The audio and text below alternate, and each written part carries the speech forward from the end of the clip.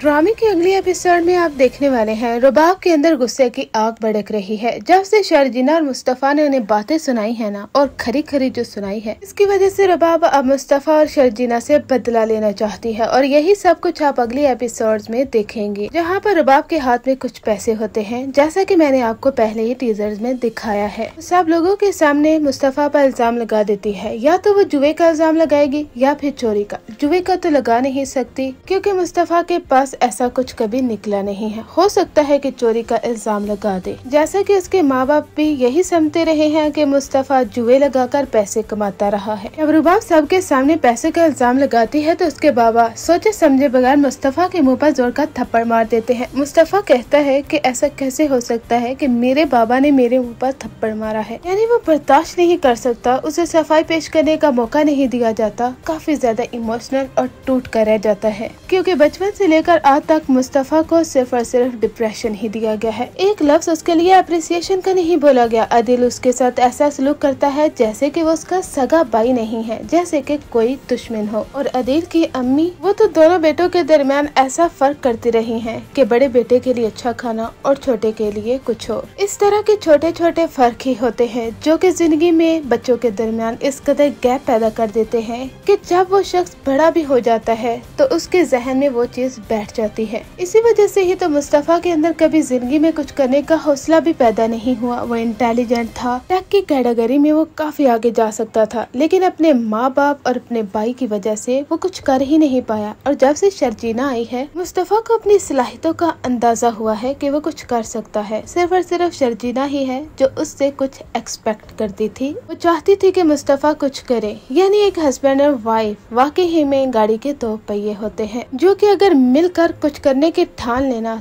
तो कुछ भी फतह कर सकते हैं। बस दोनों के दरमियान मोहब्बत और प्यार होना चाहिए, जैसे कि शर्जीना और मुस्तफा की केमिस्ट्री दिखाई गई है। हम बात कर रहे थे कि रुबाब किस तरह से इस पर इल्जाम लगा देती है। ये स्टोरी तो आगे जाकर खुलेगी कि आखिर उसके मुंह पर जोर का थप्पड़ उसके बाबा क्यों मारते हैं, लेकिन यहाँ पर मुस्तफा घर छोड़ने का फैसला कर लेता है। शर्जीना से रोकने की कोशिश करती है, लेकिन मुस्तफा कहता है अपनी इंसल्ट तो बर्दाश्त कर सकता हूँ, लेकिन ये बर्दाश्त नहीं कर सकता कि मेरी वजह से इस घर में तुम्हें भी ताने मिले। इस घर वालों ने मुझे एहसास दिला दिया है शर्जीना कि जिंदगी में पैसा कितना जरूरी होता है। मुस्तफा शर्जीना दोनों घर छोड़ने का फैसला कर लेते हैं। मुस्तफा पहले शर्जीना से कहता है कि क्या तुम मेरे साथ जरा रोडों पर धक्के खा लोगी, क्योंकि मेरे पास क्या है जो मैं तुम्हें दूंगा। शर्जीना कहती है कि हाँ, मैं तुम्हारे साथ रोडों पर धक्के खाने के लिए तैयार हूँ। मुस्तफा, मैं तुम्हारी बीवी हूँ और तुम्हारी हिफाजत में रहना चाहती हूँ। जो कुछ भी हो, लेकिन मैं तुम्हारे आसपास होती हूँ तभी मुझे सुकून होता है, इसलिए मैं तुम्हारे साथ ही जाऊंगी। यहाँ पर शर्जीना मुस्तफा की काफी खूबसूरत केमिस्ट्री को दिखाया जाएगा।